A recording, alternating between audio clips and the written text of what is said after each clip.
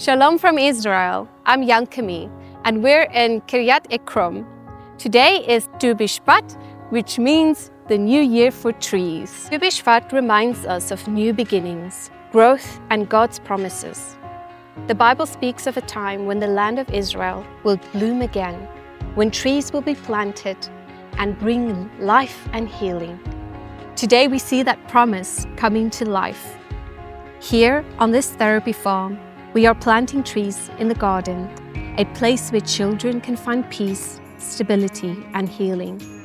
Bridges for Peace has sponsored therapy here for children in our Feed a Child program, helping them recover and grow strong through care, nature, and support.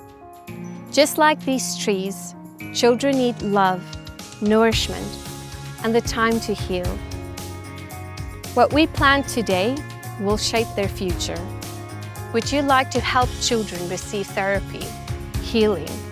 Please visit the link in our bio and donate today to the Feed a Child program.